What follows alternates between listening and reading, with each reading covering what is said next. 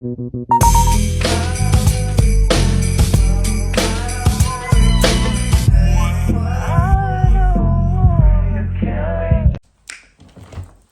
girl, welcome back. If you're not already following me on Instagram, don't be a hater. Go over there and follow me on TikTok. Today is another story time, baby. Get your snacks and your chips. Like, let's chill. What is you doing? Go get your drinks. Let's go. I met a guy named Dante. We gonna call, you know me. I give real names. I used to be responsible for going to get my sister from elementary school, and I used to walk because it was in walking distance, of course. Girl, them days used to be so hot. Oh my God, I do not miss them days. And this guy started blowing the horn. You know how dudes, when they try to talk to you while you walking, they blow the horn to get your attention. But when he blew the horn, it made me walk a little bit faster because I didn't want him to get my attention. Like, I didn't want to talk to him. I'm walking. I'm hoping that he has already passed the light and kept going. The next light, this dude blowed his horn again. I'm like, is this the same car or is it a different car? What the fuck? I can't remember if I have on headphones or if I'm on the phone talking to somebody. But out of nowhere, a guy comes up behind me and he says, excuse me. I turns around. Why is this dude right behind me? I never heard footsteps. This man was so close up behind me and he was never behind me before. He was like, come on, let's walk. And so we start walking a little bit, but now I'm walking slower than I was before because I don't want him to know where I'm going. He was like, can I have your name? Like, what's your name? Girl, I told him my name was Ashley. Everything in me told me, do not tell this man your real name. He was like, okay, Ashley, can I have your number? Y'all, I gave him the wrong number. Why did this man call the number in front of me? Why he called the number in front of me? I didn't know what to do. The lady said, the wireless customer you're trying to reach cannot pick up right now. I didn't know he was finna call the number in front of me. I'm like, oh. He was like, where your phone at? I said, it's at home, Dad. He was like, y'all, I instantly was so scared. He said, man, stop playing with me. What's your number? Like, this was the first red flag I ever got from him. He was so fucking aggressive. I'm like, oh my God, y'all, I was already damn near running late to pick up my sister. So I said, fuck it. I just gave him my real number. Well, my phone started ringing in my pocket. He called it, my phone started ringing in my pocket, but it was on vibrate, so he didn't know. Dante tried so hard to get me to come to the mall with him. Red flag number 2. Because why? Boy, you can't buy me. You can't buy me. Like, why the fuck would I get in the car with you and go to the mall with you? I just met you. Why would I do that? He said, you can get to know me. I'm just trying to spend some money on you real quick. Like, you don't want nothing from the mall. You ain't trying to get no new purses, no new shoes, nothing. I said, I'm good. So when we got off the phone, we continued texting regular talk, right? When 8 o'clock hit, it was nighttime. This man started blowing me up trying to see me. I said, nah. I don't want to see you because, y'all, I'm legally blind and I cannot see at night. So I never, It just was a no-go. This same thing went on for days, y'all. I kept saying I'm busy. So I finally let him pull up on me a couple days after meeting him because he was like, man, I'm trying to see you. Like, he just kept complaining. Y'all know how guys do. So he finally pulled up on me one day and it was in like the daytime. And I was home alone, but I had him pull up on me in another complex. Like, it was a complex next to my complex. I got into the car and he was cool. He was cool and his car was nice. He actually had my favorite car at the time. I used to be so obsessed with Chrysler 300s. He had a Chrysler 300. I said, okay, cute. So we in the car, we talking. His phone is literally blowing up. He's ignoring it, he's ignoring it, he's ignoring it. And we continue talking. From the first time we chilled, he would say, oh my God, like, it's some things I want to do to you. Like, I would love to, like, show you some things. He was like, how old you was when you lost your virginity? He was like, oh, so you still fresh. You still fresh because at the time, I was like, I don't know how old I was at the time. But he was like, man, I'll do some things to you. And I asked him how old he was, y'all. He was 30-something. His phone rings again. He ignores it.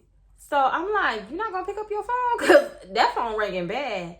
He was like, just chill. Like, just chill. Mind your business. Mind your business. He smelled so good. So I know he kept up with himself and things of that nature. And that's like my weakness, baby. I love when a man just smells good and he keeps up with himself. And I just love that.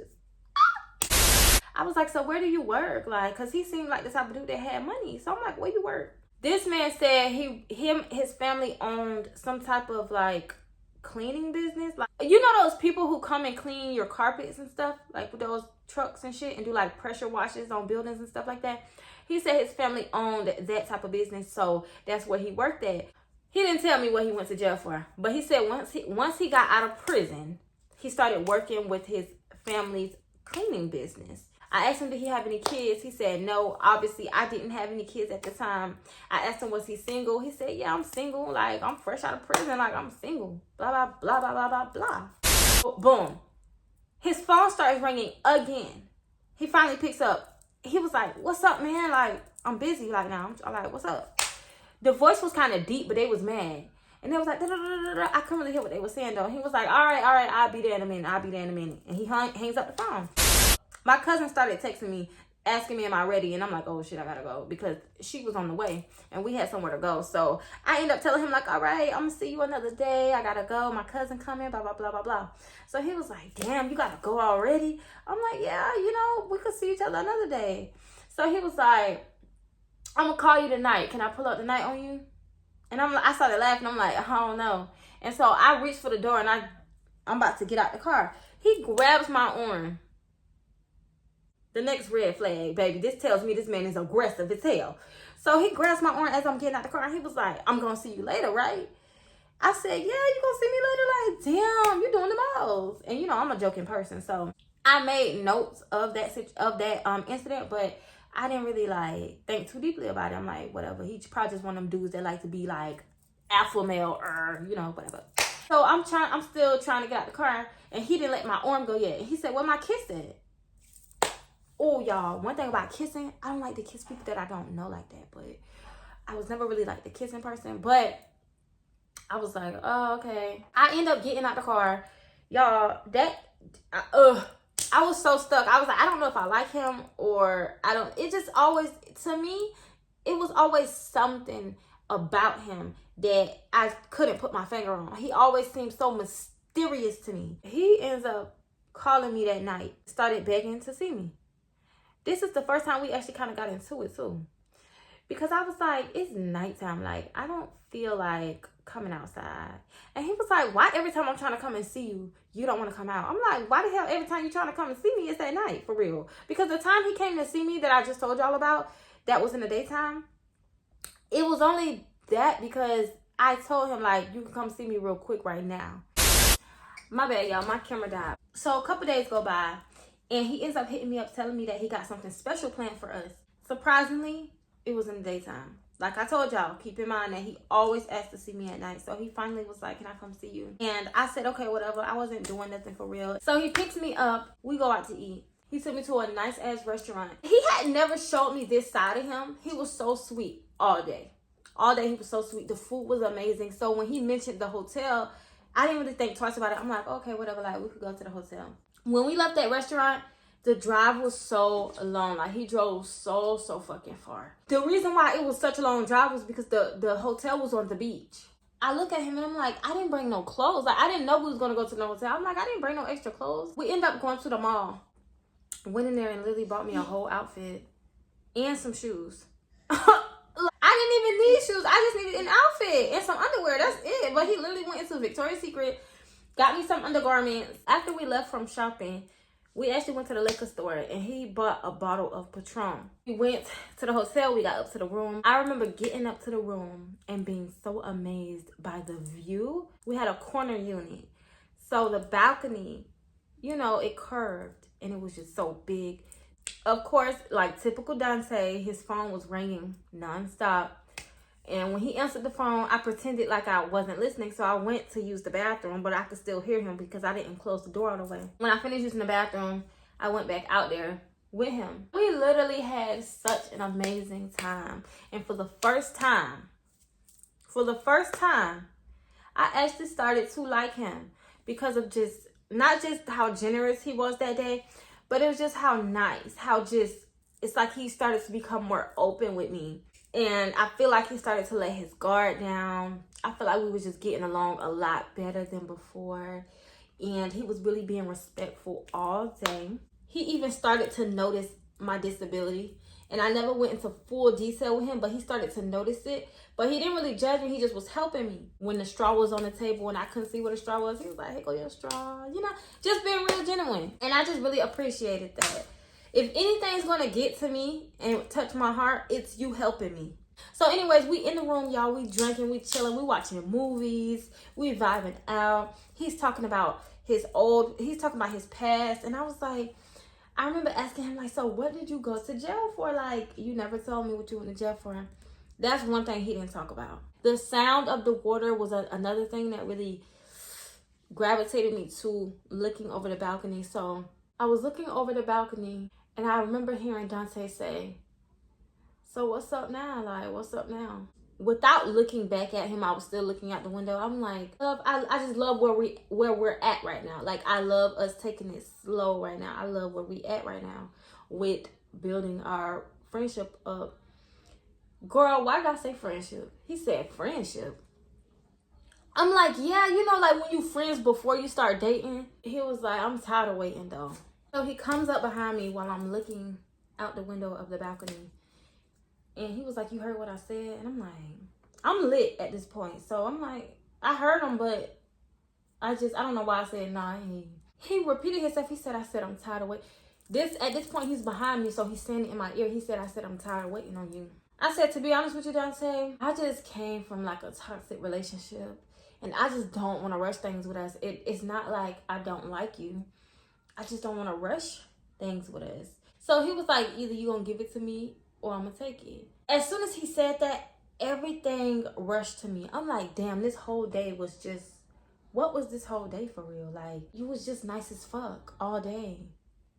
He didn't even mention sex all day. And that is so not like him because he always mentioned sex. But anyways, I kind of took, like, you know how you take your hands and you move somebody's hands off your waist? I'm like, boy, stop playing. And I'm moving his hands off my waist. And he gripped my waist even tighter. And he rested his head on my shoulder. And he was like, "Please, can I have you? Can I please have you?" He just kept repeating that, like, "Can I just please have you?" I was just like, "Dante, move, like, move." And then he grabbed me and threw me on the bed. He started giving me top first. Here I am again, torn in between the two because, baby, that top was amazing. The top was amazing, but I just didn't want to. And then I was drunk, so I'm like, oh my God, like, ooh, like, you feel me? Like, when you get drunk, you get lit. You feel me? So I was just torn in between the two of, I really didn't want to do nothing with this boy, but damn, it feel good. And I'm drunk. Oh my God. And I was saying stop. So he stopped and he came up and he looked at me and was like, "It don't look like you want me to stop." I don't even feel like going into detail. Y'all know what happened. Just put two and two together. So next thing I know, I'm waking up the next morning. I was pissed off because that whole day was a plot, baby. It was nothing more than a fucking plot. I just acted like everything was all right because I wanted to get taken home. I was gonna call my cousin, but the hotel was so far. This nigga has the nerve to say, "Good morning, babe." Walk over to me and kiss me. I knew once he dropped me off at home, I already knew I was never gonna talk to him again. So he ends up offering me, like, "You want some breakfast? You wanna go to Waffle House? Like, you wanna go eat some breakfast somewhere?" I'm like, "Nah, I'm good." He ends up taking me home, y'all. So I'm ignoring him for almost a week, and out of nowhere, I get a text message from his phone that said, "Bitch, I hope you can house him," or "Bitch, I hope you got a home for him." Some shit like that, right? So I'm like, oh Lord, this is his bitch. Like, wow.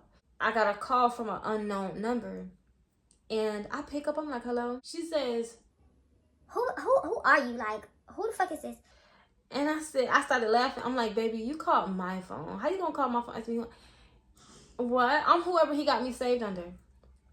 So she was like, "Oh, you been fucking with my husband, blah, blah, blah." I'm like, "Whoa, husband?"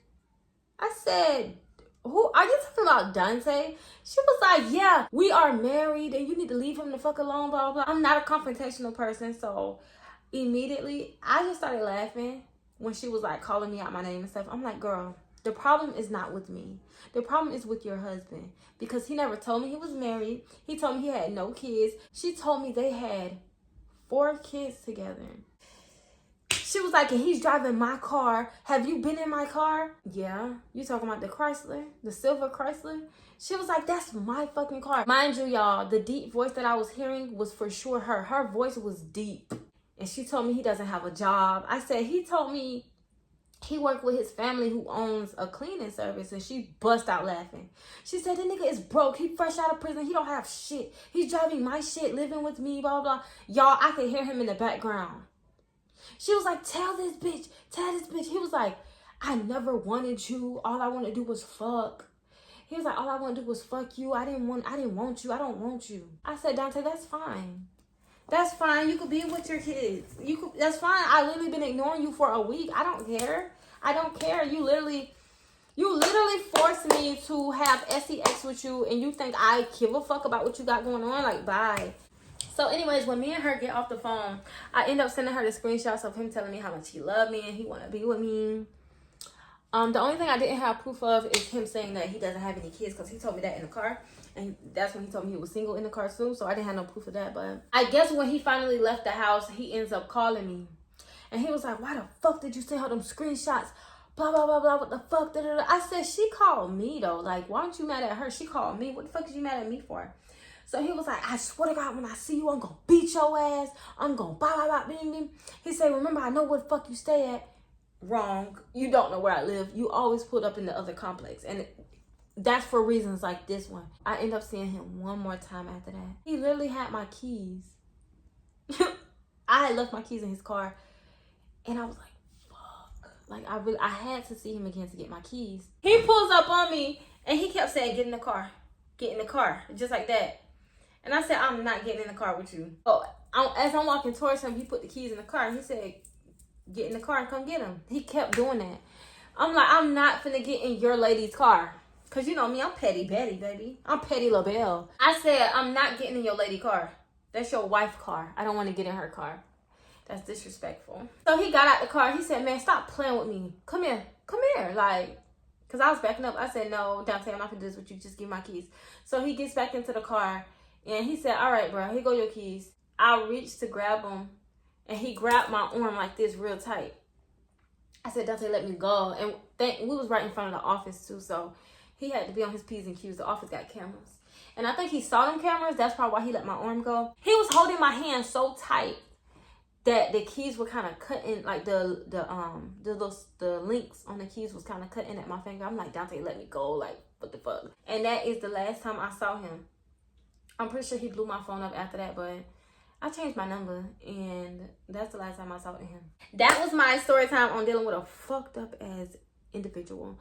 I hope y'all enjoyed it. Until next time, peace. I'm out.